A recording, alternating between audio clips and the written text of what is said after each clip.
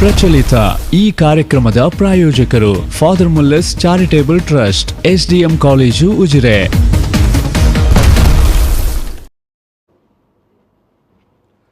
ನಮಸ್ಕಾರ. ವೇಪೋರ್ ವಿಶೇಷ ಕಾರ್ಯಕ್ರಮಕ್ಕೆ ಸ್ವಾಗತ. ನಾನು ತಾರನಾಥ್ ಗಟ್ಟಿ ಕಾಪಿಕಾಡ್. ಇವತ್ತು ಯುಗ ಪ್ರವರ್ತಕ, ಸಂವಿಧಾನ ಶಿಲ್ಪಿ ಬಾಬಾ ಸಾಹೇಬ್ ಡಾಕ್ಟರ್ BR ಅಂಬೇಡ್ಕರ್ ಅವರ 131ನೇ ಜನ್ಮದಿನಾಚರಣೆ.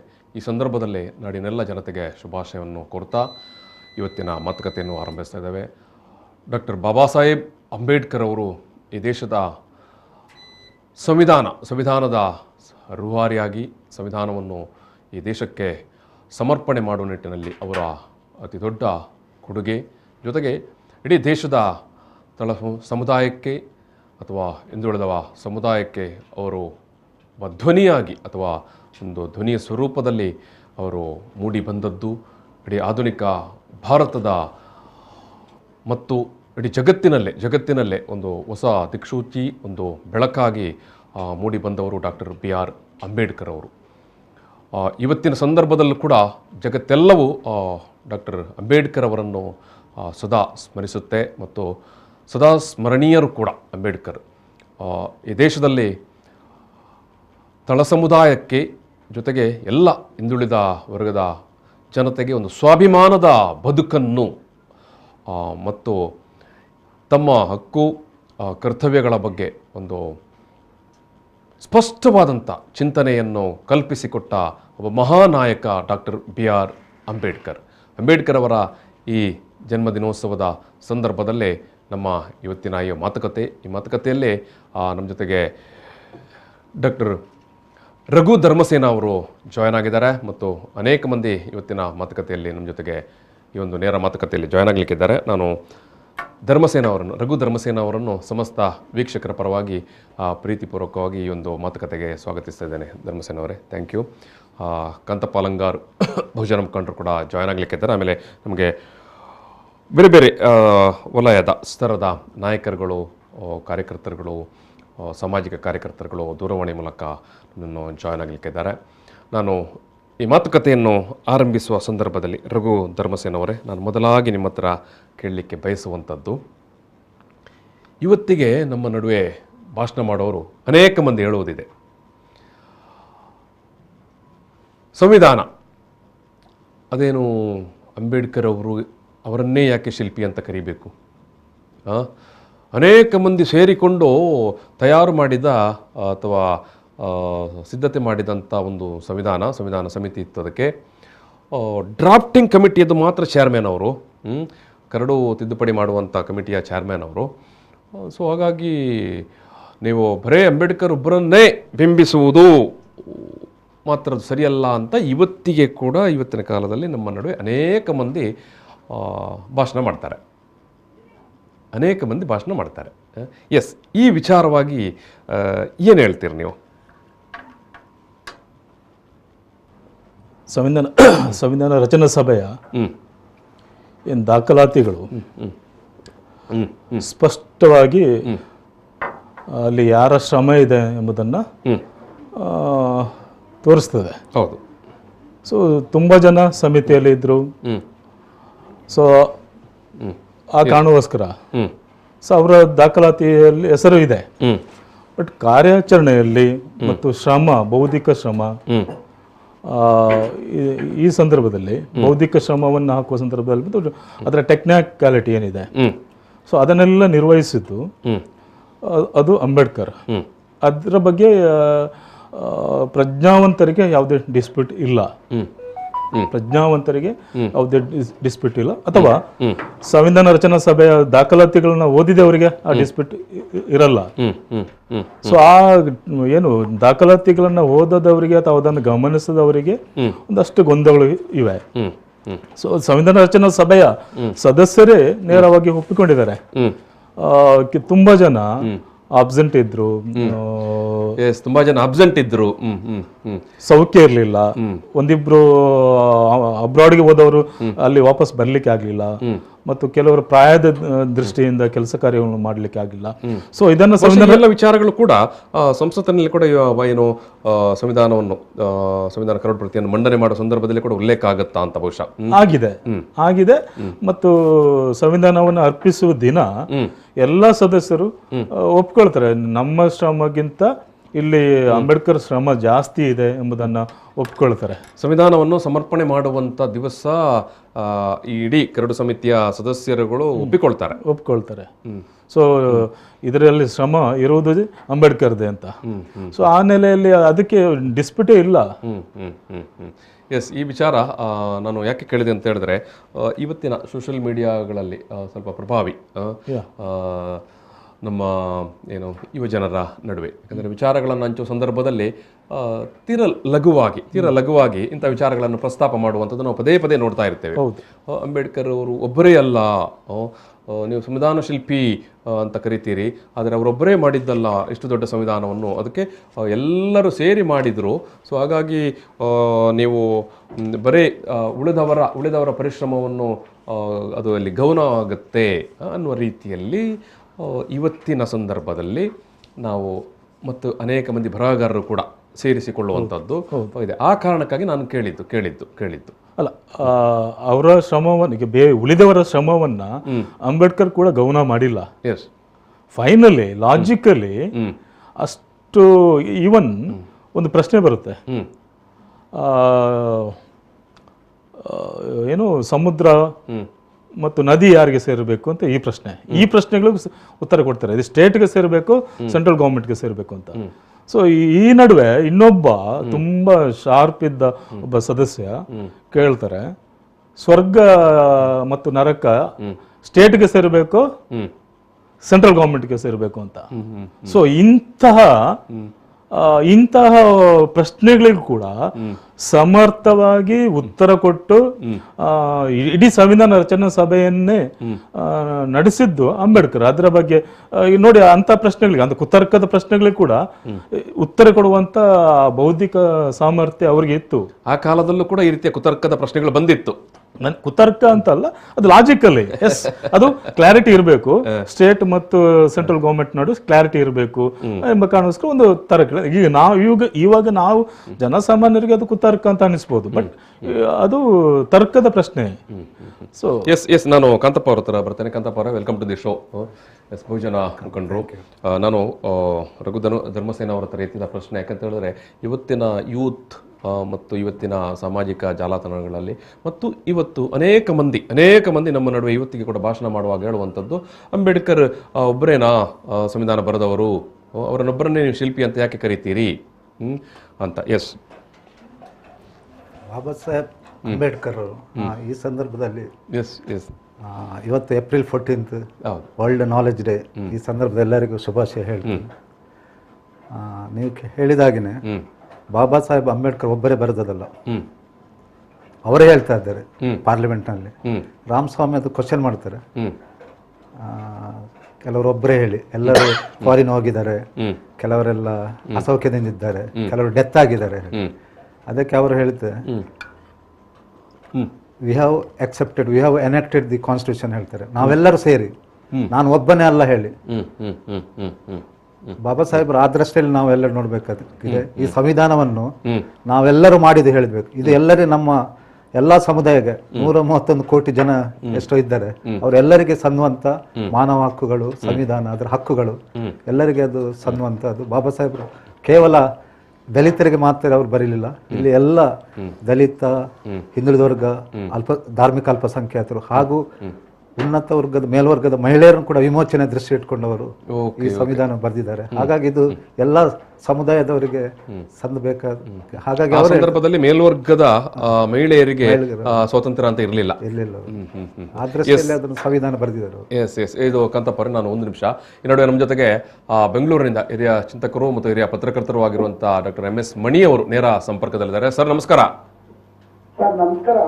ಎಸ್, ಅಂಬೇಡ್ಕರ್ ಜಯಂತಿಯ ಶುಭಾಶಯಗಳನ್ನು ಕೋರ್ತಾ, ಅಂಬೇಡ್ಕರ್ ಅವರನ್ನು ಯಾವ ರೀತಿ ನೀವು ನೆನಪು ಮಾಡಿಕೊಳ್ಳಿಕ್ಕೆ, ಅವರ ಯಾವ ಆಶಯ ವಿಚಾರಧಾರೆಗಳನ್ನು ಈ ಸಂದರ್ಭದಲ್ಲಿ ಹಂಚಿಕೊಳ್ಳಿಕ್ಕೆ ಬಯಸ್ತೀರಿ ಸರ್? ಸರ್ ನಮಸ್ಕಾರ. ನಮಸ್ಕಾರ ನಮಸ್ಕಾರ. ಅಂಬೇಡ್ಕರ್ ಜಯಂತಿಯ ಶುಭಾಶಯಗಳು ತಮಗೂ ಮತ್ತೆ ವೀಪೋರ್ ಎಲ್ಲಾ ವೀಕ್ಷಕರಿಗೂ. Yes sir. ಅಂಬೇಡ್ಕರ್ ಜಯಂತಿಯ ಶುಭಾಶಯಗಳು. ಎಸ್ ಸರ್, ಶುಭಾಶಯಗಳು ಶುಭಾಶಯಗಳು. ಇಂಥ ಒಂದು ಮಹತ್ವದ ವಿಚಾರದಲ್ಲಿ ನನ್ನ ಅಭಿಪ್ರಾಯವನ್ನು ತಾವು ಕೇಳಿರೋದಕ್ಕೆ ಈ ವೀಪೋರ್ ಚಾನೆಲ್ಗೆ ಧನ್ಯವಾದ ಅರ್ಪಿಸ್ತೇನೆ. Yes sir. ಈಗ ನಮ್ಮ ಉಪನ್ಯಾಸಕರು ಮಾತಾಡ್ತಾ ಸಂವಿಧಾನದ ಬಗ್ಗೆ ಮತ್ತೆ ಮಹಿಳೆಯರ ಬಗ್ಗೆ ಕೂಡ ಅವ್ರಿಗೆಲ್ಲಾ ಎಲ್ಲ ಸಮುದಾಯಕ್ಕೂ ಅಂಬೇಡ್ಕರ್ ಒಬ್ಬ ಮಹಾತ್ಮ ಅನ್ನೋದನ್ನ ಹೇಳ್ತಾ ಇದ್ರು ನಿಜಾನೆ. ಹೌದು. ಆದ್ರೆ ನಾನು ಒಂದು ವಿಷಯ ಪ್ರಸ್ತಾಪ ಮಾಡೋದಕ್ಕೆ ಬಯಸ್ತೇನೆ. ಅದೇನಂದ್ರೆ ಸಂವಿಧಾನ ಜಾರಿಗೆ ಬಂದಾಗ ಮನುವಿನ ಆಳ್ವಿಕೆ ಅಂತ್ಯ ಆಯ್ತು ಅಂತಾನೆ ನಾವೆಲ್ಲ ಭಾವಿಸ್ತೀವಿ. Okay okay. ಆದ್ರೆ ಮನುವಿನ ಮೇಲಿರಂತ ಮೋಹ ಆಗ್ಲಿ ಅವ್ರ ಮೇಲಿರಂತ ಪ್ರೀತಿ ಆಗ್ಲಿ ಇನ್ನ ನಮ್ಮ ಜನ ಬಿಟ್ಟಿಲ್ಲ. ಆ ಬಿಡದೇ ಇರೋರು ಯಾರು ಅಂದ್ರೆ ಅನಕ್ಷರಸ್ಥರಲ್ಲ, ಅಕ್ಷರಸ್ಥರೇ ಮನುವಿನ ಆರಾಧಕರಾಗಿದ್ದಾರೆ. Okay okay. ಅವ್ರು ಯಾರು ನಮ್ಮ ಸಂವಿಧಾನ ಒಪ್ಪೋದಕ್ಕೆ ತಯಾರಿಲ್ಲ. ಅವರೆಲ್ಲ ಮನುವಿನ ಸಂವಿಧಾನದ ಆರಾಧಕರು. ನಾನು ಯಾಕೆ ಈ ಮಾತನ್ನ ಹೇಳ್ತಾ ಇದ್ದೀನಿ ಅಂದ್ರೆ 1989ರಲ್ಲಿ ರಾಜಸ್ಥಾನದ ಹೈಕೋರ್ಟ್ ಮುಂಭಾಗದಲ್ಲಿ ಮನು ಈ ಜಗತ್ತಿನ ಸಾಮಾಜಿಕ ಸಮನ್ವಯತೆ ಮತ್ತು ನ್ಯಾಯಕ್ಕೆ ಮೊಟ್ಟ ಮೊದಲ ಕಾನೂನು ತಜ್ಞ ಅಂತ ಅವನ ಪ್ರತಿಮೆನ ಅನಾವರಣ ಮಾಡಿದ್ದಾರೆ. ಹೌದು. ಈ ಅನಾವರಣ ಮಾಡಿದಂತವರು ಅಲ್ಲಿನ ಉನ್ನತ ನ್ಯಾಯಾಂಗ ಅಧಿಕಾರಿಗಳ ಸಂಘದ ಅಧ್ಯಕ್ಷ ಪದನ್ ಕುಮಾರ್ ಜೈನ್ ಅವರ ಪ್ರಯತ್ನದಿಂದ ಆಗಿರುವಂತದ್ದು. 32 ವರ್ಷಗಳಲ್ಲಿ ಒಂದೇ ಒಂದು ಬಾರಿ ಮಾತ್ರ ಹಿಯರಿಂಗ್ ನಡೆದಿದೆ. ಅದು 2015ರಲ್ಲಿ ಮಾತ್ರ. 2018ರಲ್ಲಿ ಯಾರು ಈ ಸಂವಿಧಾನದ ಬಗ್ಗೆ ನಂಬಿಕೆ ಇಟ್ಕೊಂಡಿದ್ದಾರೆ, ಯಾರು ಈ ಮಾನವ ಕುಲನ ಸಮಾನವಾಗಿ ಪ್ರೀತಿಸ್ತಾರೆ, ಅವರೆಲ್ಲ ಸೇರಿ ಮನುವಿನ ಪ್ರತಿಮೆಗೆ ಕಪ್ಪು ಬಣ್ಣ ಬರೆದಾಗ ಈ ಘಟನೆ ಈ ತರ 32 ವರ್ಷಗಳಿಂದ ನೆನಗುದಿಗೆ ಬಂದಿದೆ ಪ್ರಕರಣ ಅನ್ನೋದು ಆಚೆ ಬಂದಿದೆ. ಈ 2015ರಲ್ಲಿ ಹಿಯರಿಂಗ್ ನಡೆದಾಗ ಕೂಡ ವಾದ ಮಂಡಿಸೋದಕ್ಕೆ ವಕೀಲರನ್ನೇ ಬಿಡಲಿಲ್ಲ ಆ ಮನುವಿನ ಪ್ರತಿಮೆನ ತೆಗೆಯೋದಕ್ಕೋಸ್ಕರ. ಅದು ಅನಾವರಣ ಕೂಡ ಆಗದಂಗೆ ಅದೇ ರೀತಿನೇ ಉಳಿದಿದೆ.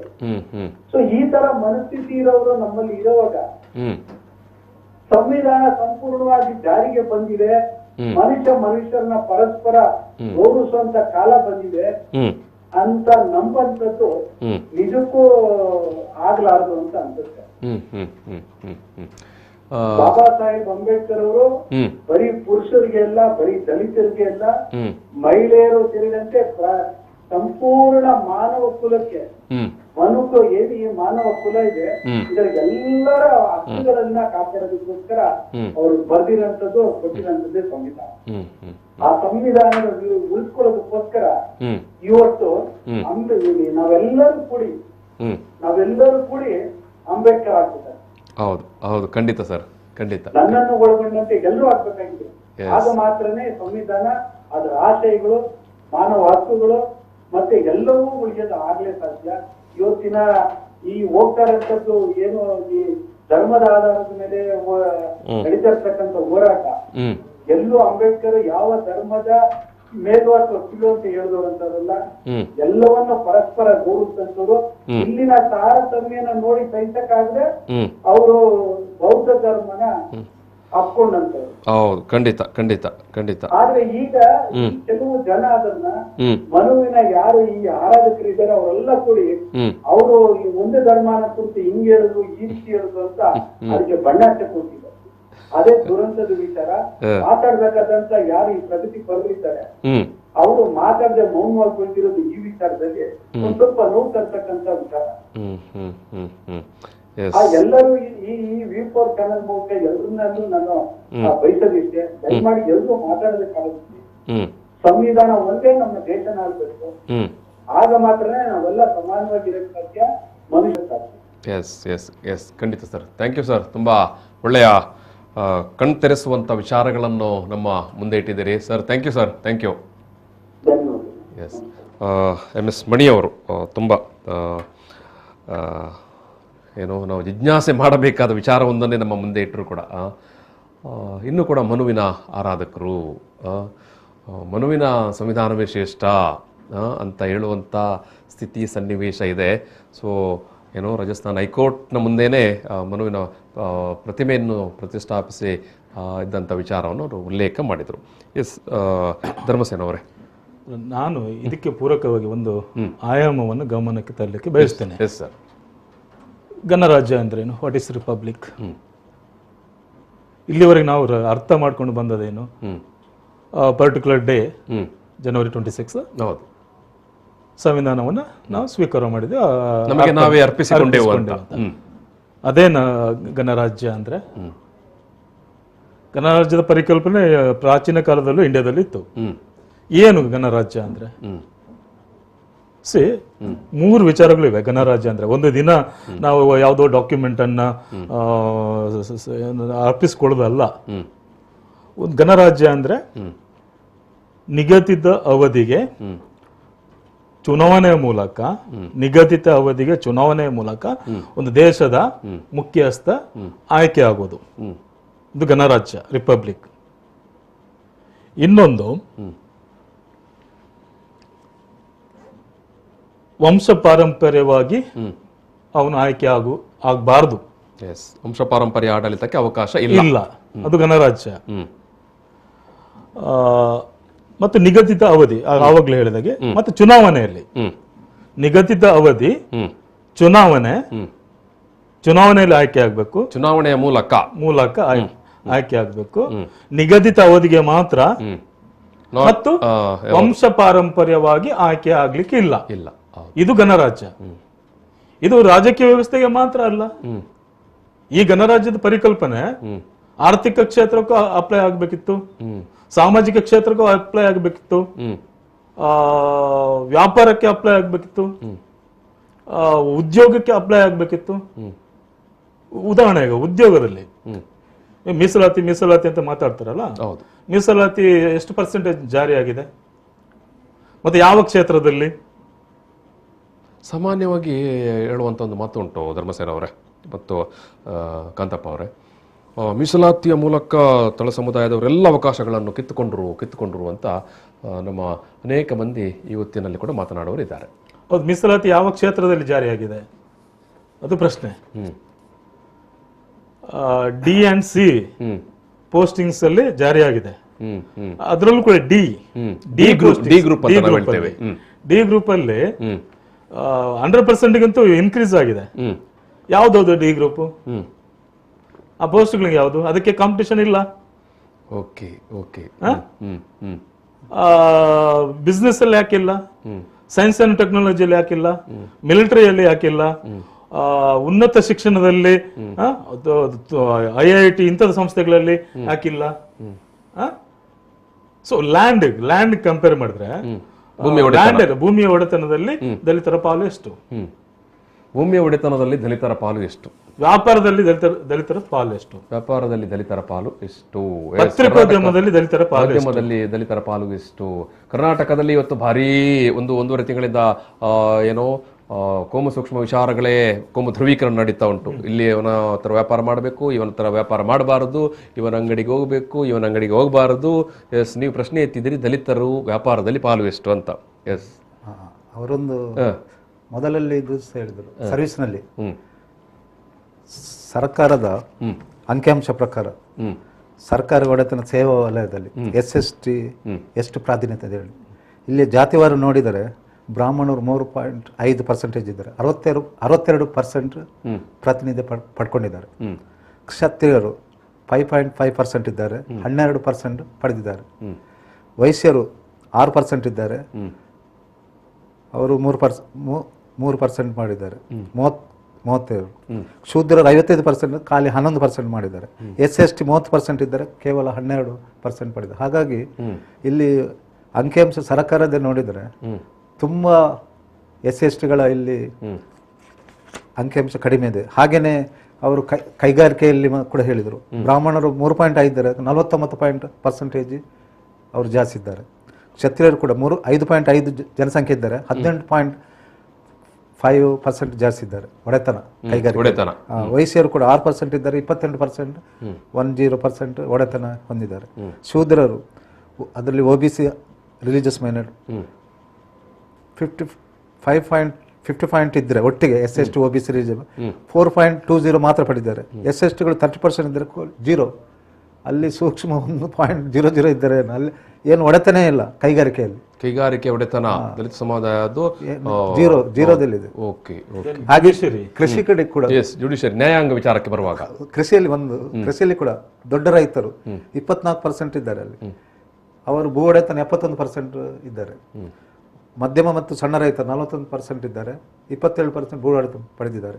ಅತ್ಯಂತ ಸಣ್ಣ ಮತ್ತು ಭೂರಹಿತ ಕೃಷಿಕರು 31% ಇದ್ದಾರೆ. ಖಾಲಿ 0.2%.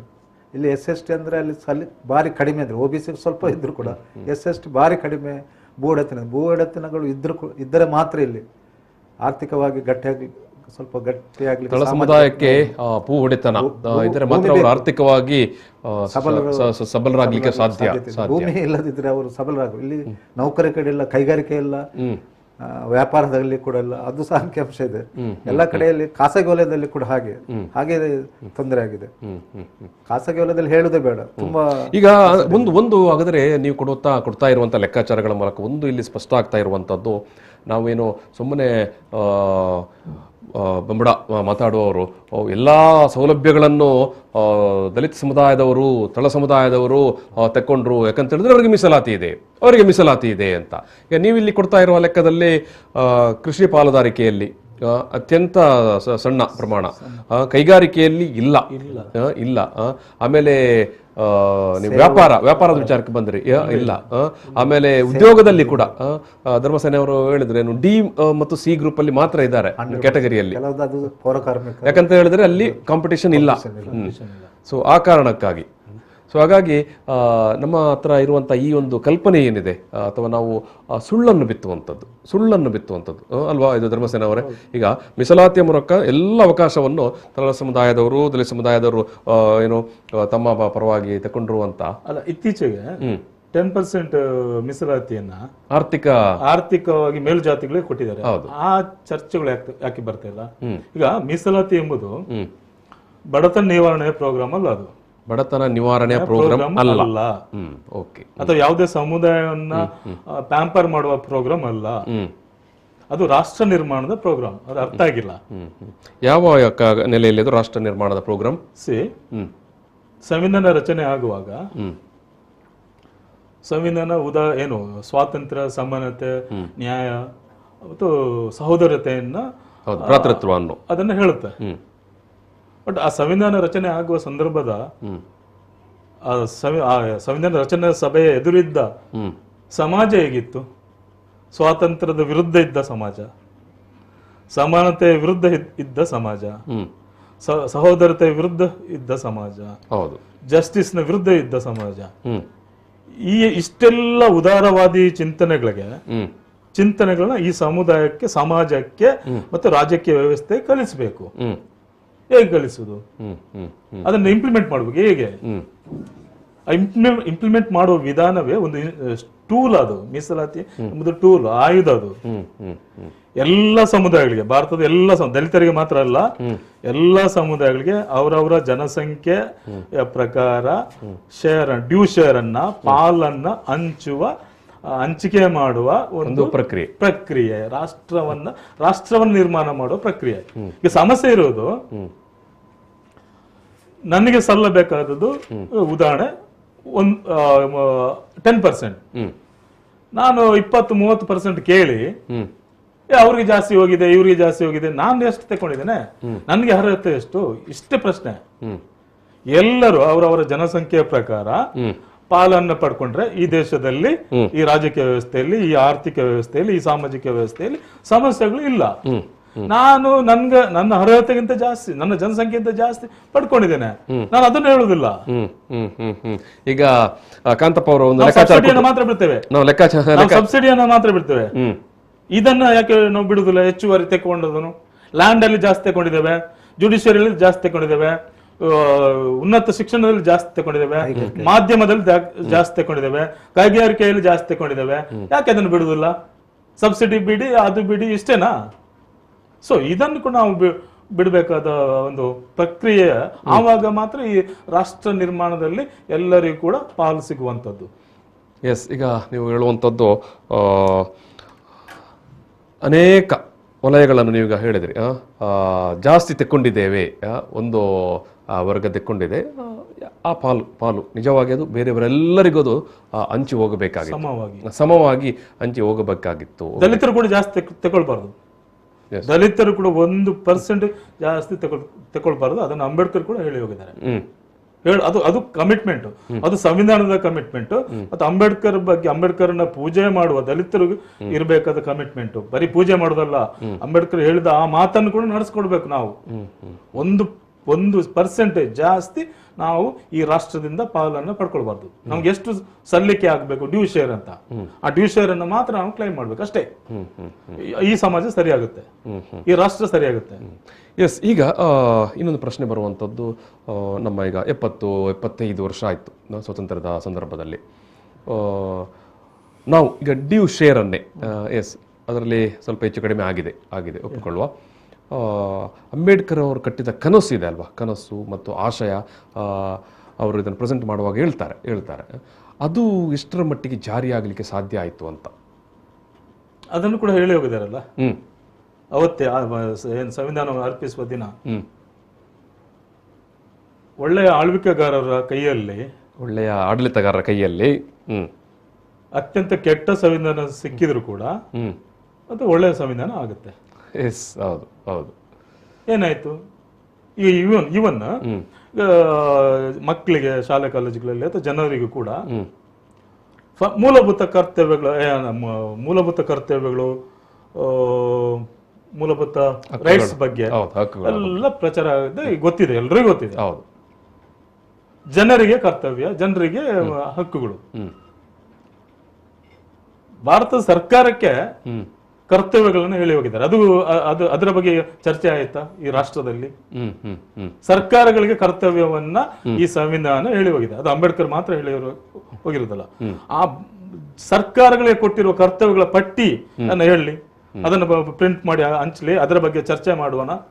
ಯಾಕೆ ಚರ್ಚೆ ಆಗ್ಲಿಲ್ಲ ಇಲ್ಲಿವರೆಗೆ? ಯಾವ್ದದು ಅದನ್ನು ಗುರುತಿಸಿಕೊಂಡು ಕೂಡ ರೆಡಿ ಇಲ್ಲ.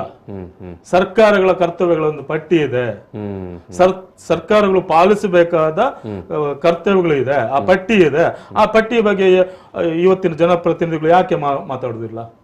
ಈ ದೇಶವನ್ನು ಆಳ್ವಿಕೆ ಮಾಡಿದವರು ಇಲ್ಲಿವರೆಗೆ ಯಾಕೆ ಮಾತಾಡ್ಲಿಲ್ಲ? ಇನ್ನು ಮುಂದೆ ಯಾಕೆ ಮಾತಾಡುದಿಲ್ಲ? ಎಸ್, ನಾನು ಆ ವಿಚಾರಕ್ಕೆ ಬರ್ತೇನೆ. ಎಸ್, ಈ ನಡುವೆ ನಮ್ಮ ಜೊತೆಗೆ ಬೆಂಗಳೂರಿನಿಂದ ಹಿರಿಯ ಕಾಂಗ್ರೆಸ್ ನಾಯಕಿ ಮಂಜುಳಾ ನಾಯ್ಡು ಅವರು ನೇರ ಸಂಪರ್ಕದಲ್ಲಿದ್ದಾರೆ. ನಮಸ್ಕಾರ ಮೇಡಮ್. ನಮಸ್ಕಾರ. ಎಸ್, ಅಂಬೇಡ್ಕರ್ ಜನ್ಮದಿನದ ಶುಭಾಶಯಗಳು. ಎಸ್, ಸಮಸ್ತ ನಾಡಿಗೆ ಅಂಬೇಡ್ಕರ್ ಜಯಂತಿ ಅಂಗವಾಗಿ ಎಲ್ಲರಿಗೂ ಕೂಡ ಹೃದಯದ ಶುಭಾಶಯಗಳು.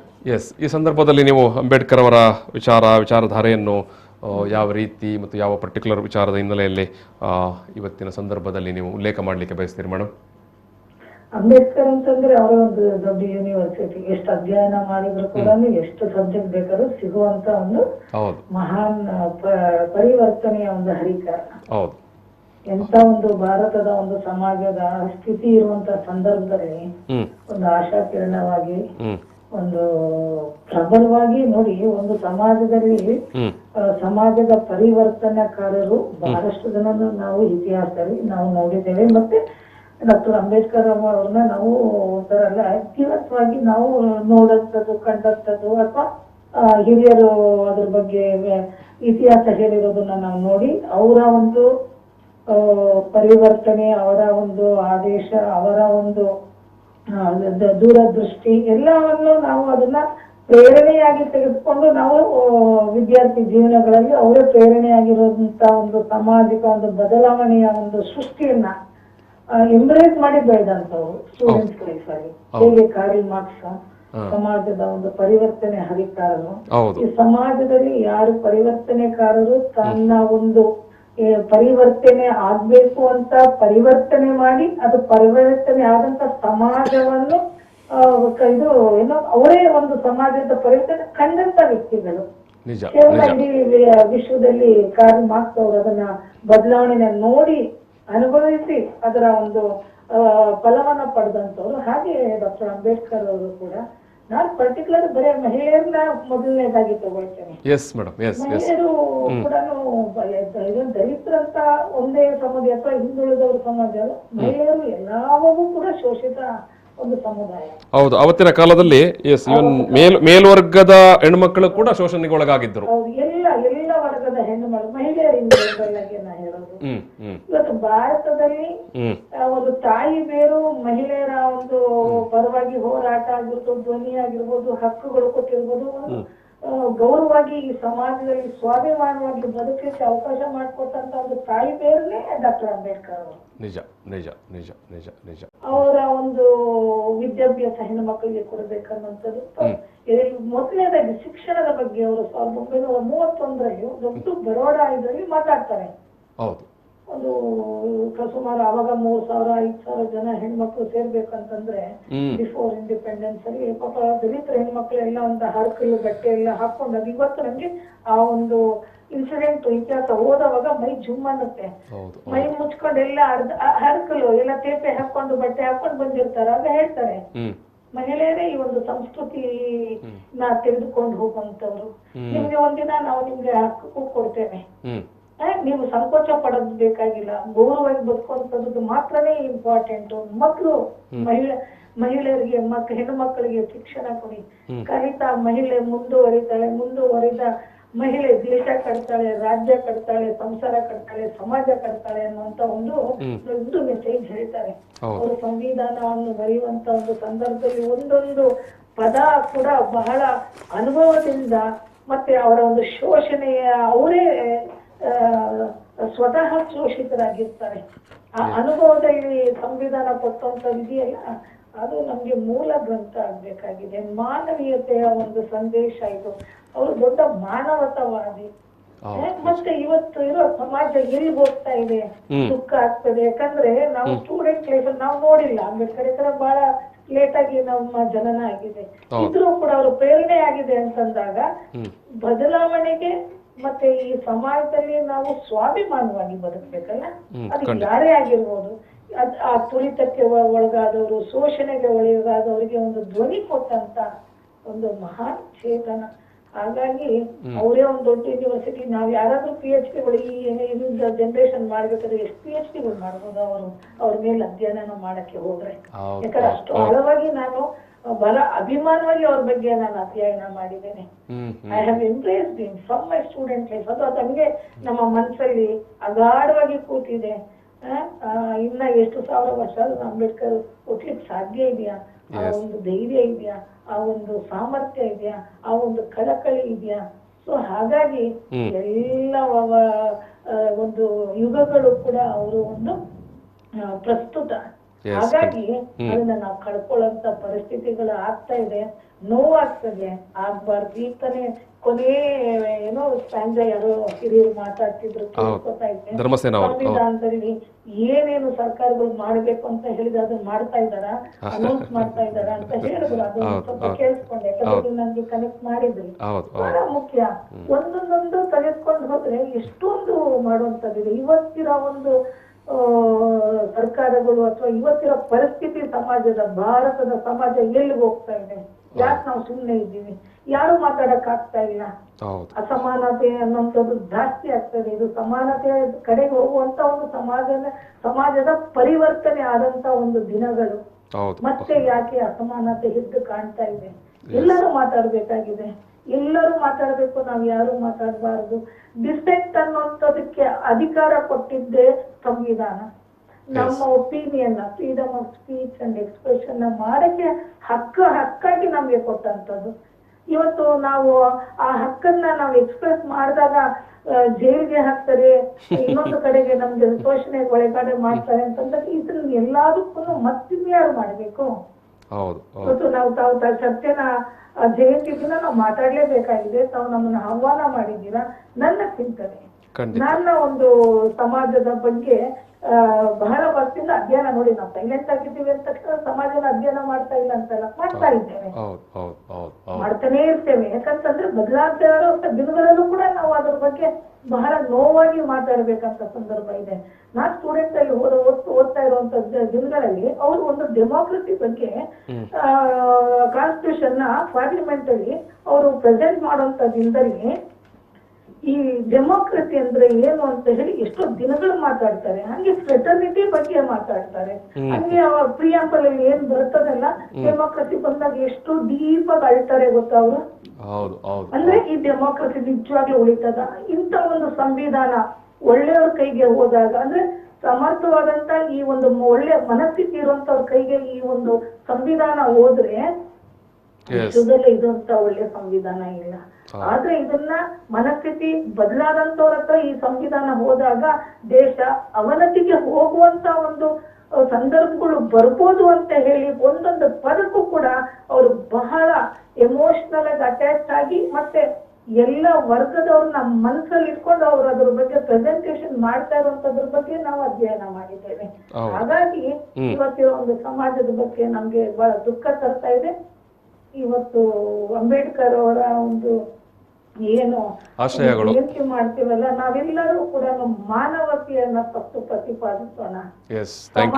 ಸಮಾಜವನ್ನು ಏನು ಒಂದು ಬದಲಾವಣೆಯ ಒಂದು ಸ್ವಾತಂತ್ರ್ಯ ನಂತರ ಸಿಕ್ತಲ್ಲ ಯಾರಿಗೆ ಬಡತನದ ರೇಖೆಯಿಂದ ಮೇಲೆ ಈ ಸ್ಟ್ರಾಟಿಫಿಕೇಶನ್, ಸೋಷಿಯಲ್ ಸ್ಟ್ರಾಟಿಫಿಕೇಶನ್, ಒಂದು ಏನೋ ಸ್ಟ್ರಾಟ ಇಂದ ಅನದರ್ ಸ್ಟ್ರಾಟಗೆ ನಾವು ಮೂವ್ಮೆಂಟ್ ಮಾಡ್ಬೇಕಾದ್ರೆ ಅದಕ್ಕೆ ವಿದ್ಯಾಭ್ಯಾಸ ಬೇಕು, ಅದಕ್ಕೆ ಅವಕಾಶ ಮಾಡಿಕೊಟ್ಟಿದ್ದಾರೆ. ಇವತ್ತು ವಿದ್ಯಾಭ್ಯಾಸಕ್ಕೆ ಎಷ್ಟು ತೊಂದರೆ ಆಗ್ತಾ ಇದೆ. ವಿದ್ಯಾರ್ಥಿಗಳು ಮುಕ್ತವಾಗಿ ವಿದ್ಯಾಭ್ಯಾಸ ಮಾಡ್ಲಿಕ್ಕೆ ಆಗ್ತಾ ಇದೆಯಾ? ಬಡವರು ನಾವು ವಿದ್ಯಾಭ್ಯಾಸ ತಗೊಳಕ್ ಆಗ್ತಿದ್ಯಾ? ನೋಡಿ, ನಾವೆಲ್ಲ ಬಡವರಾಗಿದ್ವಿ, ವಿದ್ಯಾಭ್ಯಾಸದಿಂದ ಎಷ್ಟು ನಾಲೆಜ್ ಬಂದಿದೆ ನಮ್ಗೆ. ಇದು ಎಲ್ಲರಿಗೂ ಸಿಗ್ಬೇಕಲ್ಲ, ಮುಂದಿನ ಜನರೇಷನ್ ಸಿಗ್ಬೇಕಲ್ಲ. ಖಂಡಿತ ಮೇಡಮ್, ಖಂಡಿತ. ಏನೇನು ಅವನತಿ ಆಗ್ತಾ ಇದೆಯಲ್ಲ, ಈ ನಾಲೆಜ್ ಇದ್ದೀವಿ, ಇವತ್ತು ನಾವು ಮಾತಾಡ್ತೇವೆ, ಜನರೇಷನ್ಗೆ ನಾವು ಅದನ್ನ ಇಂಪಾರ್ಟ್ ಮಾಡ್ಬೇಕಲ್ಲ. ಅದ್ರದ್ದು ಜವಾಬ್ದಾರಿ ನಮ್ದು ಇದೆಯಲ್ಲ. ಖಂಡಿತ ಮೇಡಮ್, ಖಂಡಿತ. ಅಂಬೇಡ್ಕರ್ ಅವರ ಆಶಯಗಳು ಮಾತಾಡ್ಬೇಕು ನಾವು. Yes madam, thank you. ಅನೇಕ ವಿಚಾರಗಳ ಇನ್ನೊಮ್ಮೆ ಮಾತಾಡೋ ಮೇಡಮ್, ಇನ್ನೊಮ್ಮೆ ಖಂಡಿತ. ಒಳ್ಳೆಯ ಕಣ್ತರಿಸುವಂತ ವಿಚಾರಗಳನ್ನು ನಮ್ಮ ಮುಂದೆ ಇಟ್ಟಿದ್ದೀರಿ. Thank you madam, thank you. ಇದು ಕಾಂತಪ್ಪ ಅವರೇ, ಜೊತೆಗೆ ಧರ್ಮಸೇನ ಅವರೇ, ಮಹಿಳೆಯ ವಿಚಾರವನ್ನು ಎತ್ತಿಕೊಂಡ ಸಂದರ್ಭದಲ್ಲಿ ಮಹಿಳೆಯರ ಶಿಕ್ಷಣ ಇರಬಹುದು ಅಥವಾ ಮಹಿಳೆಯ ಸಬಲೀಕರಣ, ಅಂಬೇಡ್ಕರ್ಗೆ ಇದ್ದಂಥ ಭಾರಿ ದೊಡ್ಡ ಉದಾತ್ತವಾದಂಥ ಒಂದು ಕನಸು ಕೂಡ ಮತ್ತು ಇವತ್ತಿನ ಸ್ಥಿತಿಗತಿ, ನಾವು ಇವತ್ತಿಗೆ ಕೂಡ ಈ ದೇಶ ಭಾರತ ಅಂತ ಹೇಳಿದರೆ ಇವತ್ತಿಗೆ ಕೂಡ ಗ್ರಾಮೀಣ ಭಾರತ ಅಂತ ಹೇಳುವಂಥದ್ದು, ಎಷ್ಟರ ಮಟ್ಟಿಗೆ ನಾವು ಅದನ್ನು ಸಾಧಿಸಲಿಕ್ಕೆ ಸಾಧ್ಯ ಆಗಿದೆ ಅಂತ? ಅಲ್ಲ, ಆಸ್ತಿ ಹಕ್ಕು ಮಹಿಳೆಯರಿಗೆ ಬಂದು 2-3 ವರ್ಷ ಆಯ್ತು. ಹೌದು. ಅವತ್ತು ಹಿಂದೂ ಕೋಡ್ ಬಿಲ್ ನ ಸಂದರ್ಭದಲ್ಲಿ ಗೋ ಬ್ಯಾಕ್ ಅಂತ ಹೇಳಿದವರು ಯಾರು? ಇದೇ ಮಹಿಳೆಯರು ಕೂಡ, ಮಹಿಳೆಯರು ಕೂಡ ಗೋ ಬ್ಯಾಕ್ ಅಂಬೇಡ್ಕರ್ ಅಂತ ಹೇಳಿದ್ರು. ಹಿಂದೂ ಕೋಡ್ ಬಿಲ್ ಅಲ್ಲೇ ಸೊ ಆಸ್ತಿ ಹಕ್ಕಿನ ಏನು ಬಹುಶಃ ಮಹಿಳೆಯರನ್ನ ಸಂದರ್ಭದಲ್ಲಿ ಚೂ ಬಿಡಲಾಯ್ತೋ ಏನೋ ಬಹುಶಃ, ಅಲ್ಲ ತಾಂತ್ರಿಕವಾಗಿ ಏನೇ ಇರಲಿ, ಬಟ್ ಅಲ್ಲಿ ಮಹಿಳೆಯರಿಗೂ ಸಮಾನತೆಯನ್ನು ಕೊಡಬೇಕು ಎಂಬ ಒಂದು ಉದಾತ್ತ ಚಿಂತನೆಯನ್ನು ಇಟ್ಕೊಂಡು ಕೋಡ್ ಬಿಲ್ ಅನ್ನ ಅಥವಾ ಹಿಂದೂ ಕೋಡ್ ಬಿಲ್ ಅನ್ನ ತರ್ತಾರೆ. ಅಂದ್ರೆ ಎಲ್ಲಾ ಹಿಂದೂಗಳು ಸಮಾನರು ಆ ನೆಲೆಯಲ್ಲಿ ತರ್ತಾರೆ.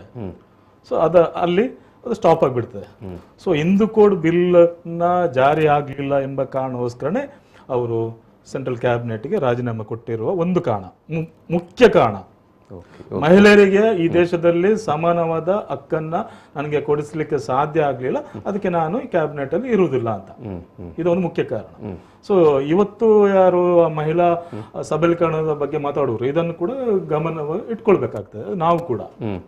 ಸೊ ಇದು ಸೊ ಆ ನಂತರ ಕೂಡ ಈಗ ಒಂದು ಕಾಯ್ದೆ ಸಮಾನತೆ ತಂದು ಕೊಡ್ಬೋದು ಒಂದು ನೆಲೆಯಲ್ಲಿ, ತಾಂತ್ರಿಕ ನೆಲೆಯಲ್ಲಿ.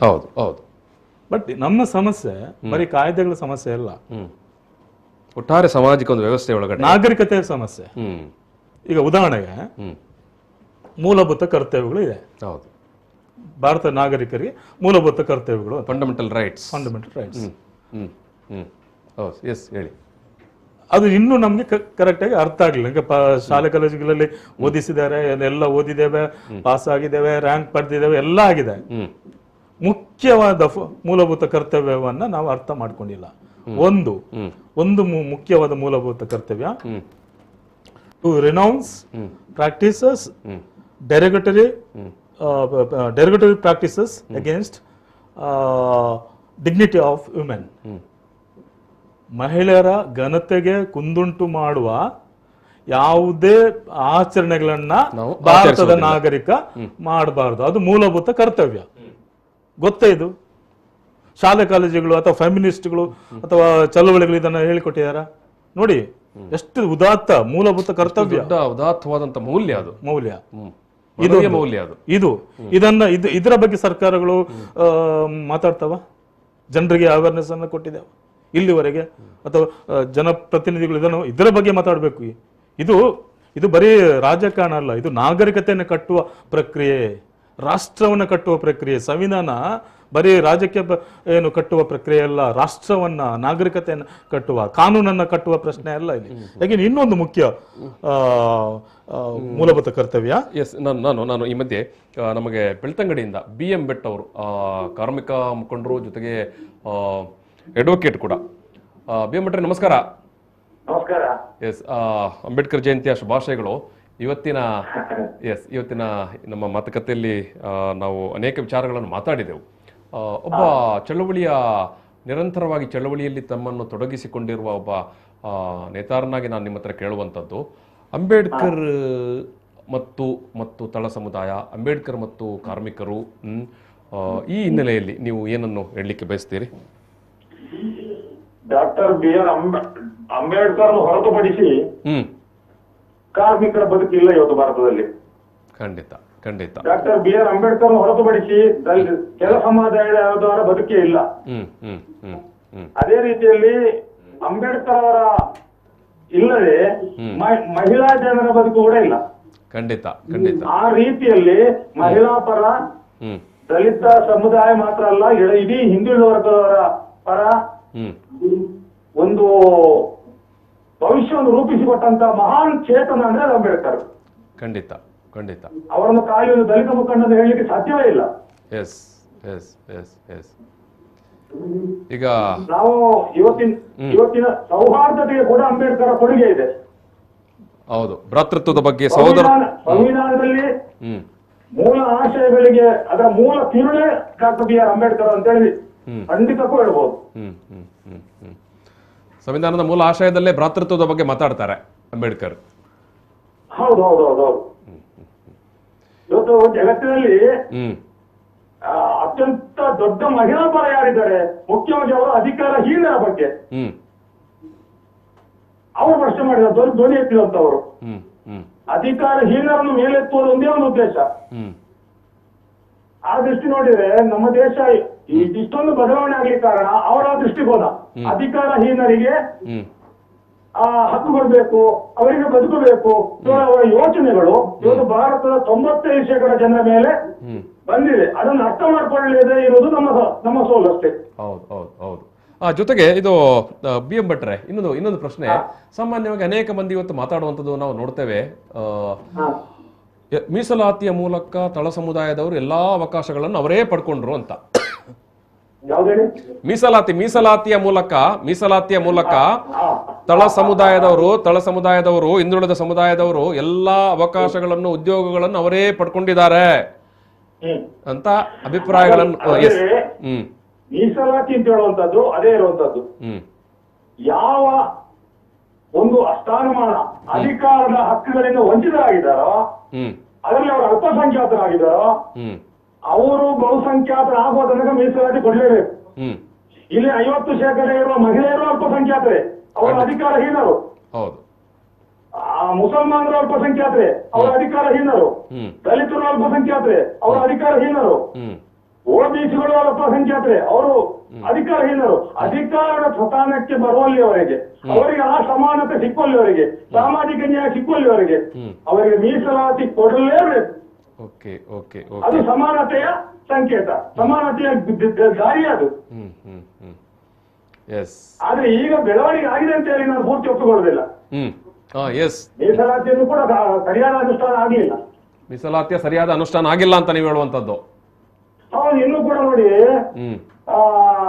ಒಂದು ಲೋಕಸಭೆ ವಿಧಾನಸಭೆಗಳಿಗೆ ಎಲ್ಲಿದೆ ಮೀಸಲಾತಿ? ಸಾಕಷ್ಟು ಎಸ್ ಹೌದು. ಅವರ ಜನಸಂಖ್ಯೆ ಅನುಗುಣವಾಗಿಲ್ಲ.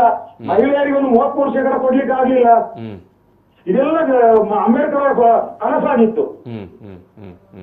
ಅದು ಅಲ್ಲೋ ಇಲ್ಲೋ ಸ್ವಲ್ಪ ಕೊಟ್ಟಿದ್ದಾರೆ ಅಷ್ಟೇ, ಪಂಚಾಯತ್ ಅಲ್ಲಿ ಕೊಟ್ಟಿದ್ದಾರೆ. ಎಸ್ ಎಸ್ ಬಿ ಎಂ ಭಟ್ರೆ, thank you. Okay okay okay okay okay yes, ರಾಜಕೀಯ ಪ್ರಾತಿನಿಧೀಕರಣದ ವಿಚಾರನೂ ಕೂಡ ಅವರು ಮಾತಾಡಿದರು. ರಘು ಧರ್ಮಸ್ಥಾನ ಅವರೇ, ನಮಗೆ ಒಂದೆರಡು ನಿಮಿಷ ಮಾತ್ರ ಇರೋದು ಈಗ ಮಾತಾಡಲಿಕ್ಕೆ ಅವಕಾಶ. ನಾನು ಈ ಸಂದರ್ಭದಲ್ಲಿ ಅಂಬೇಡ್ಕರ್ ಮತ್ತು ಬೌದ್ಧ ಧರ್ಮ ಅದ್ರ ಬಗ್ಗೆ ನೀವೊಂದು ಸಣ್ಣ ಒಂದು ಅನಾಲಿಸ್ ಮಾಡಬೇಕು ಇಬ್ಬರು. ಕಾಂತಪುರ, ಅಂಬೇಡ್ಕರ್ ಬೌದ್ಧ ಧರ್ಮಕ್ಕೆ ಪ್ರವೇಶ ಮಾಡುವಂಥದ್ದು, ಸ್ವೀಕಾರ ಮಾಡುವಂಥದ್ದು ಯಾಕೆ, ಏನು ಅಂತ? ಬಾಬಾ ಸಾಹೇಬ್ ಅಂಬೇಡ್ಕರ್ ಅವರು ಇಲ್ಲಿಯ ಮೂಲ ಧರ್ಮವನ್ನು ಹುಡುಕಿದರು. ಮೂಲ ಧರ್ಮವನ್ನು ಯಾವ್ದು? ಅದರಲ್ಲಿ ಕ್ರಿಶ್ಚಿಯಾನಿಟಿ ಹುಡುಕಿದರು, ಮುಸ್ಲಿಂ ನೋಡಿದರು, ಸಿಖ್ ನೋಡಿದರು, ಬೇರೆ ಬೇರೆ ಪಾರ್ಸಿ, ಬೇರೆ ಬೇರೆ ಜನಾಂಗವನ್ನು ಅಧ್ಯಯನ ಮಾಡ್ತಾರೆ. ಆದರೆ ಇಲ್ಲಿ ಬೇರೆ ಹೊರಗಿಂದ ಬಂದ ಧರ್ಮಕ್ಕಿಂತ ಇಲ್ಲಿಯ ಮೂಲ ಧರ್ಮವನ್ನೇ ಹುಡುಕುವುದು ಅದು ಶ್ರೇಷ್ಠ. ಬೇರೆ ಬಂದರೆ ಅದು ಪರಕೀಯ ಧರ್ಮ ಆಗ್ತದೆ. ಇಲ್ಲಿಯ ಮೂಲ ಧರ್ಮ ಅಂದರೆ ಭಗವಾನ್ ಬುದ್ಧರು ಅಧ್ಯಯನ ಮಾಡಿ ಅವರು ಒಂದು ಎನ್ಲೈಟನ್ ಮಾಡಿ ಒಂದು ಧರ್ಮವನ್ನು ಹುಡುಕಿದರೆ ಅದು ಬೌದ್ಧ ಧರ್ಮ. ಅದರಲ್ಲಿ ಒಂದು ಡೆಮೋಕ್ರಸಿ, ನಾವಿವತ್ತೇನು ಮಾತಾಡ್ತೇವೆ ಡೆಮೋಕ್ರಸಿ, ಅದರಲ್ಲಿ ಆ ಡೆಮೋಕ್ರಸಿ ಇದೆ. ಸ್ವಾತಂತ್ರ್ಯ, ಸಮಾನತೆ, ಸಹೋದರತೆ, ಸಾಮಾಜಿಕ ನ್ಯಾಯ. ಇದನ್ನು ಬಾಬಾ ಸಾಹೇಬ್ ಅಂಬೇಡ್ಕರ್ ಕೂಡ ಪ್ರಿಯಂಬಲ್ಲಿ, ಸಂವಿಧಾನದ ಪ್ರಿಯಂಬದಲ್ಲಿ, ನಾನು ಫ್ರೆಂಚ್ ಕ್ರಾಂತಿಯಿಂದ ಅದನ್ನು ತರಲಿಲ್ಲ, ನಾನು ಬುದ್ಧನ ಚಿಂತನೆಯಿಂದ ಅದನ್ನು ತಂದಿದ್ದೇನೆ ಅಂತ ಹೇಳ್ತಾರೆ. ಅದನ್ನು ಪ್ರಿಯಂಬಲ್ಲಿ ಅದನ್ನೇ ಹಾಕ್ತಾ ಇದ್ದಾರೆ. ಅದು ಇವತ್ತು ಯಾವುದೇ ಕಾನ್ಸ್ಟಿಟ್ಯೂಷನ್ ಇದ್ದ ವಿಚಾರಗಳು ಇವಾಗ ರಘುಧರ್ಮ ಹೇಳಿದ್ರು, ಈ ಸರ್ಕಾರಗಳು ಆಡಳಿತ ಆಳುವವರು ಅದನ್ನು ಸಂವಿಧಾನದಲ್ಲಿ ಅವರ ಮ್ಯಾನಿಫೆಸ್ಟೋದಲ್ಲಿ ಸೇರಿಸಿದರೆ ಇಂಥ ಪರಿಸ್ಥಿತಿ ಆಗ್ತಿರಲಿಲ್ಲ. ಎಲ್ಲ ವರ್ಗದಲ್ಲಿ, ಎಲ್ಲ ವಲಯಗಳಲ್ಲಿ ಅನ್ಯಾಯ ಆಗ್ತಾ ಇರಲಿಲ್ಲ. ಹಾಗಾಗಿ ಇವತ್ತು ಬೌದ್ಧ ಧರ್ಮವನ್ನು ಇಲ್ಲಿ ಸಮಾನತೆ, ಆ ಸಮಾನತೆ ದೃಷ್ಟಿಯಲ್ಲಿ ಎಲ್ಲ ಬೇರೆ ಬೇರೆ ಜಾತಿ ಧರ್ಮಗಳು ಇದೆ. ಇಲ್ಲಿ ತುಂಬ ಜಾತಿಗಳು ಕೂಡ ಇತ್ತು. ಅದು ದಲಿತರನ್ನು ಬೇಕೆಂದೇ ಅವರು ಒಂದು ಶೆಡ್ಯೂಲ್ ಪಟ್ಟಿಯಲ್ಲಿ ತರಲಿಕ್ಕೆ schedule caste and schedule try ಮಾಡೋದು. ಇಲ್ಲಿ ತುಂಬ ಜಾತಿಗಳು, ಸಬ್ ಕಾಸ್ಟ್, ಎಸ್ ಸಿಗಳಲ್ಲಿ 101, ಎಸ್ ಟಿಗಳಲ್ಲಿ, ಒ ಬಿ ಸಿಗಳಲ್ಲಿ 3674, ಹಾಗೆ ಬೇರೆ ಬೇರೆ ಜಾತಿಗಳು 6000 ಚಿಲ್ಲರೆ ಜಾತಿಗಳಿದೆ. ಅದನ್ನು ಎಸ್ ಸಿ ಎಸ್ ಟಿಗಳನ್ನು, ಒ ಬಿ ಸಿಗಳನ್ನು ಪಟ್ಟಿಯಲ್ಲಿ ತಂದರು ಅವರು, ಎಲ್ಲ ಜಾತಿಗಳನ್ನು.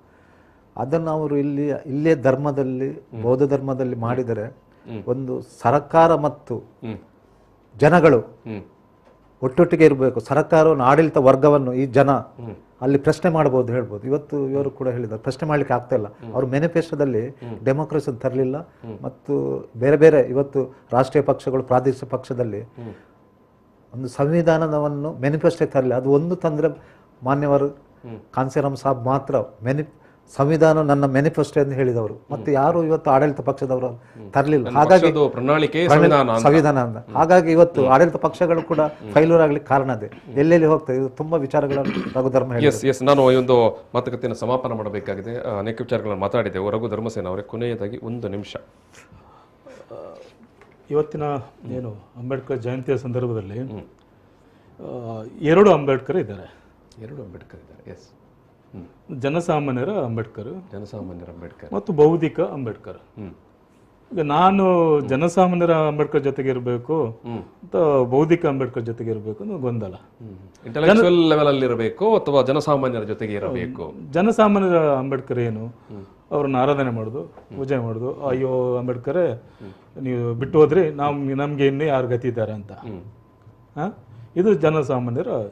ಆಮೇಲೆ ಆನೆಯನ್ನ ಕುರುಡರು, ಕಿವುಡರು ಎಕ್ಸ್ಪ್ಲೈನ್ ಮಾಡಿದಾರಲ್ಲ, ಅದೇ ರೀತಿ ಅಂಬೇಡ್ಕರ್ನ ಜನಸಾಮಾನ್ಯರು ಎಕ್ಸ್ಪ್ಲೈನ್ ಮಾಡಿದ್ರು. ಓಕೆ, ಅವ್ರಿಗೆ ಖುಷಿ ಇದೆ, ಅವರು ಆರಾಧಿಸ್ತಾರೆ, ಅದೆಲ್ಲ ಮಾಡಲಿ. ಅದ್ರ ಜೊತೆಗೆ ಸ್ವಲ್ಪ ಬೌದ್ಧಿಕವಾಗಿ ಕೂಡ ಅಂಬೇಡ್ಕರನ್ನು ನಾವು ನೋಡಲೇಬೇಕು. ಅಂಬೇಡ್ಕರ್ ಅಂದ್ರೆ ಅದು ಯೋಜನೆ, ಅದು ಒಂದು ಏನು ನಾಗರಿಕ ಯೋಜನೆ, ನಾಗರಿಕತೆಯನ್ನು ಕಟ್ಟುವ ಯೋಜನೆ. ಬರೀ ಒಂದು ಅದು ನೀವೇ ಹೇಳಿದ್ರಲ್ಲ, ಯುಗ ಪ್ರವರ್ತಕ ಅಂತ, ಯುಗವನ್ನ ಕಟ್ಟಿದ ಮಹಾನ್ ವ್ಯಕ್ತಿಯನ್ನ ನಾವು ಒಂದು ಫೋಟೋಕ್ಕೆ, ಒಂದು ಪೂಜೆಗೆ, ಆರಾಧನೆಗೆ ಅಥವಾ ಒಂದು ಪದ್ಯ ಆಡಿ ನಾವು ಸುಮ್ಮನೆ ಕೂರುವುದಾ? ಅಂಬೇಡ್ಕರ್ ನಮಗೆ, ನಾವು ಸಾಯುವ ತನಕ ನಮ್ಮನ್ನ ಜೀವಂತವಾಗಿ ಇರಿಸ್ತಾರೆ. ರಾಜಕೀಯ ವ್ಯವಸ್ಥೆಯಲ್ಲಿ, ಸಾಮಾಜಿಕ ವ್ಯವಸ್ಥೆಯಲ್ಲಿ, ಶಿಕ್ಷಣ ವ್ಯವಸ್ಥೆಯಲ್ಲಿ. ಈಗ ನಾನು ಅಂಬೇಡ್ಕರ್ಗೆ ಜಸ್ಟಿಸ್ ಅನ್ನು ಹೇಗೆ ಕೊಡೋದು ಗೊತ್ತಾ? ಒಬ್ಬ ವಿದ್ಯಾರ್ಥಿಯಾಗಿ ಅತ್ಯುತ್ತಮ ನೆಲೆಯಲ್ಲಿ ನಾನು ವಿದ್ಯೆಯನ್ನು ಕಲಿಯುವುದೇ ಅಂಬೇಡ್ಕರಿಸಮ್ಗೆ ನಾನು ಜಸ್ಟಿಸ್ ಕೊಡುವ ಹಾಗೆ. ನಾನು ಉತ್ತಮ ಜನಪ್ರತಿನಿಧಿ ಆಗುವುದು ಹೇಗೆ? ನಾನು ಸರಿಯಾಗಿ ಸಂವಿಧಾನವನ್ನು ಓದಿಕೊಳ್ಳೋದು. ನಾನು ನಾಗರಿಕತೆ, ಈ ದೇಶವನ್ನು ಪ್ರೀತಿ ಮಾಡುದು, ಈ ರಾಜ್ಯವನ್ನು ಪ್ರೀತಿ ಮಾಡುದು, ನನ್ನ ಊರನ್ನ, ನನ್ನ ಜಿಲ್ಲೆಯನ್ನ, ನನ್ನ ತಾಲೂಕನ್ನ ಪ್ರೀತಿ ಮಾಡುದು, ಪ್ರೀತಿ ಮಾಡೋ ಮೂಲಕ ಅಲ್ಲಿ ಏನೆಲ್ಲ ಸೌಲಭ್ಯಗಳು ಆಗಬೇಕು ಅದನ್ನೆಲ್ಲ ಮಾಡಿಕೊಡುದು, ಅದು ನಾನು ಅಂಬೇಡ್ಕರ್ಗೆ ಕೊಡುವ ಏನು ಗೌರವ. ಅದರ ಹೊರತು ಬರೀ ಅವರ ಬಗ್ಗೆ ಮಾತಾಡಿಕೊಂಡು ಕೂತ್ರೆ ಪ್ರಯೋಜನ ಇಲ್ಲ. ಸೊ ಈ ನೆಲೆಯಲ್ಲಿ ನಾವು ಅಂಬೇಡ್ಕರ್ ನೋಡಬೇಕು. ಅದರಲ್ಲೂ ಕೂಡ ದಕ್ಷಿಣ ಕನ್ನಡ ತುಳುನಾಡಿನ ಮಣ್ಣಿನಲ್ಲಿ ಇವತ್ತಿಗೆ ಅಂಬೇಡ್ಕರ್ ತುಂಬಾ ತುರ್ತು ಇದೆ. ತುಳುನಾಡಿನ ಎಲ್ಲ ಜನರು, ಅದರಲ್ಲೂ ಕೂಡ ಮುಸ್ಲಿಮರು, ಈ ಭ್ರಾತೃತ್ವದ ಕಾರಣಕ್ಕಾಗಿ ಮುಸ್ಲಿಮರಿಗೆ ಅಂಬೇಡ್ಕರ್ ತುರ್ತು ಇದೆ. ಇನ್ನಿತರ ಅಲ್ಪಸಂಖ್ಯಾತರಿಗೆ ತುರ್ತು ಇದೆ. ತುಳುನಾಡಿನ ಕೆಲವು ಜನಾಂಗ ಇದೆ, ಅದು ಆದಿದ್ರಾವಿಡ ಇರ್ಬೋದು, ಮೊಗೇರ ಇರ್ಬೋದು, ಮುಂಡಾಲ ಸಮುದಾಯ ಇರ್ಬೋದು. ಇವರು ಇನ್ನೊಮ್ಮೆ ಅಂಬೇಡ್ಕರ್ ಅನ್ನ ಅಪ್ಪಿಕೊಳ್ಬೇಕು. ಇಲ್ಲದ್ರೆ ತುಂಬಾ ಮುಂದಿನ ದಿನಗಳಲ್ಲಿ ಕಷ್ಟ ಇದೆ. Yes yes yes thank you Dharmasena ಅವರೇ. ಎಸ್, ನಾನು ಈ ಒಂದು ಮಾತುಕತೆಯಲ್ಲಿ ಸಮಾಪನ ಮಾಡ್ತಾ ಇದ್ದೇನೆ. ರಘು ಧರ್ಮಸೇನ ಅವರು, ಉಪನ್ಯಾಸಕರು, field marshal KM Cariappa college Madikeri. ನಾನು ಅವರಿಗೆ ಸಮಸ್ತ ವೀಕ್ಷಕರ ಪರವಾಗಿ ಪ್ರೀತಿಪೂರ್ವಕ ಧನ್ಯವಾದ ಸಮರ್ಪಣೆ ಮಾಡ್ತೇನೆ. ಕಾಂತಪ್ಪ ಅಲಂಗಾರ್ ಅವರು, ಬಹುಜನ ಮುಖಂಡರು, BSP ಪಕ್ಷದ ರಾಜ್ಯ ಕಾರ್ಯದರ್ಶಿ ಅವರು ಕೂಡ, ಅವರಿಗೆ ನಾನು ಪ್ರೀತಿಪೂರ್ವಕ ಧನ್ಯವಾದ ಸಮರ್ಪಣೆ ಮಾಡ್ತೇನೆ. ನಮ್ಮ ಮಾತುಕತೆಯಲ್ಲಿ ಜಾಯ್ನ್ ಆದಂಥ ಹಿರಿಯ ಪತ್ರಕರ್ತರಾಗಿರುವಂಥ MS ಮಣಿ ಅವರು ಬೆಂಗಳೂರಿಂದ ಜಾಯ್ನ್ ಆಗಿದ್ದರು. ಜೊತೆಗೆ ಕಾಂಗ್ರೆಸ್ ನಾಯಕಿ ಮಂಜುಳಾ ನಾಯ್ಡು ಅವರು ಜಾಯ್ನ್ ಆದರು. ಕಾರ್ಮಿಕ ಮುಖಂಡರು ಬೆಳ್ತಂಗಡಿಯಿಂದ PM ಭಟ್ ಅವರು ಜಾಯ್ನ್ ಆದರು. ಅವರಿಗೆ ಕೂಡ ನಾನು ಪ್ರೀತಿಪೂರ್ವಕ ಧನ್ಯವಾದ ಸಮರ್ಪಣೆ ಮಾಡಿ ಈ ಮಾತುಕತೆಯನ್ನು ಸಮಾಪನ ಮಾಡ್ತಾ ಇದ್ದೇನೆ. ಅಂಬೇಡ್ಕರ್, ನಾನು ಧರ್ಮಸೇನ ಅವರು ಮತ್ತು ಇದು ಕಾಂತಪ್ಪ ಅವರು ಹೇಳಿದಾಗೆ ಅವರು ಜನರ ಜೊತೆಗೂ ಇರಬೇಕು, ಬೌದ್ಧಿಕವಾಗಿ ಕೂಡ ನಮ್ಮನ್ನು ಪ್ರತಿನಿತ್ಯವೂ ನಮ್ಮ ಬೌದ್ಧಿಕ ಮಟ್ಟವನ್ನು ಉನ್ನತ ಅಥವಾ ಉನ್ನತೀಕರಣಕ್ಕೆ ಅವರು ನಮ್ಮ ಜೊತೆಗೆ ಇರಬೇಕು. ನಾವು ಪ್ರತಿನಿತ್ಯವೂ ಅಂಬೇಡ್ಕರ್ ಬಗ್ಗೆ ಮಾತಾಡಬೇಕು. Yes, thank you. ನಾನು ಇನ್ನು ಮಾತಾಡ್ತೇನೆ. ಪ್ರಚಲಿತ ಈ ಕಾರ್ಯಕ್ರಮದ ಪ್ರಾಯೋಜಕರು father Muller's charitable trust, SDM college, Ujire.